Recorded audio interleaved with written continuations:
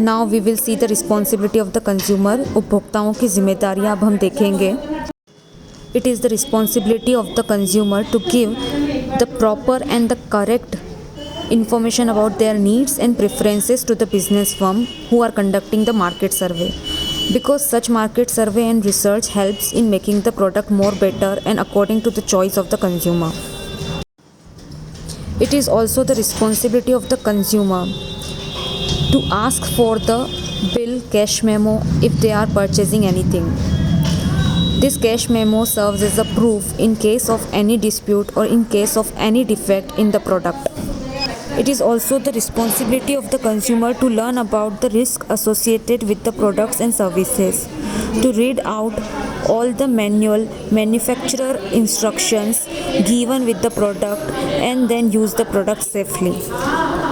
ये उपभोक्ताओं की जिम्मेदारी होती है कि वे अपनी आवश्यकताओं की, अपनी पसंद नापसंद की सारी सूचनाएं बिजनेस फर्म को दे जब वे बाज़ार का सर्वे और रिसर्च कर रहे हो, अनुसंधान कर रहे हो, क्योंकि ऐसी सूचनाएं बिजनेस फर्म्स को मदद करती है कोई भी उत्पाद को बदलने के लिए, उत्पाद को ग्राहकों की पसंद के अनुसार बनाने के लिए।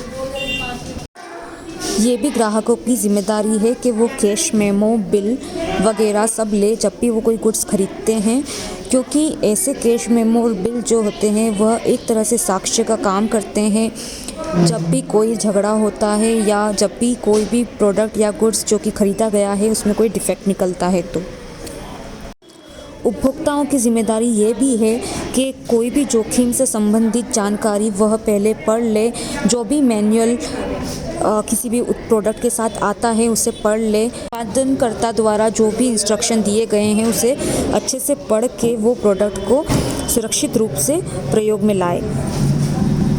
उपभोक्ता की जिम्मेदारी ये भी है कि जब भी उपभोक्ता का शोषण होता है तो उपभोक्ता को बिना डरे इस चीज़ की शिकायत संबंधित अधिकारी से करनी चाहिए। उपभोक्ता विवाद निवारण एजेंसीज में अपनी शिकायत दर्ज करा सकते हैं। इन शिकायतों का दर्ज सही समय पर कराना भी ज़रूरी होता है, इसलिए उपभोक्ताओं की जिम्मेदारी ये भी बनती है कि शिकायत को दर्ज कराने में वह देरी ना करे। ये भी उपभोक्ता की जिम्मेदारी है कि वे मानक वस्तुओं को ही खरीदें। मानक वस्तुओं पर निर्धारित प्रमाप चिन्ह अंकित रहते हैं, उन चिन्ह को देख के ही वे जो है वस्तुओं को खरीदें। जैसे कि बिजली के सामान पर ISI का निशान होता है, स्वर्ण आभूषणों पर हॉलमार्क का निशान होता है, और जो कृषि उत्पाद होते हैं उस पर एगमार्क का निशान होता है। ऐसे कई चिन्ह और प्रमाप अंकित किए जाते हैं वस्तुओं पर, जिनकी नॉलेज जो है कंज्यूमर को होना चाहिए और ऐसे चिन्हों को ध्यानपूर्वक देखकर ही खरीदा जाना चाहिए। उपभोक्ता की जिम्मेदारी ये भी है कि वे थोड़ी सावधानी रखें, भ्रामक विज्ञापन के चंगुल में ना फंसे। जब भी कोई भी चीज़ खरीदे तो उसकी रसीद ज़रूर ले। विक्रेता द्वारा बनाई गई बातों पर निर्भर ना रह के सभी बातों को मानने की जगह खुद का विवेक का प्रयोग करें। It is also the duty and responsibility of the consumer that they buy standardized goods. Standardized goods have some mark on it that also provide the quality assurance. For example, ISI mark are available on the electrical goods. FPO mark is available on the food products. Hallmark on the jewelry represent the purity of the goods. Agriculture product contains the egg mark.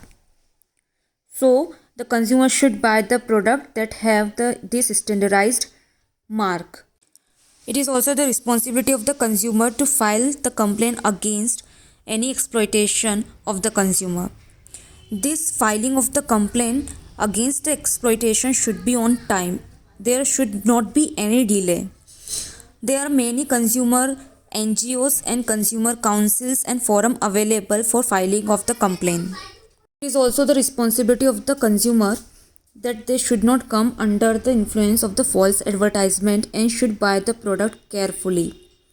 They can also refer the reviews of the other people before buying the product. तो उपभोक्ता की जिम्मेदारी ये भी है कि वे पर्यावरण की रक्षा करें, इको फ्रेंडली और इको मार्क वाले प्रोडक्ट को ही खरीदें।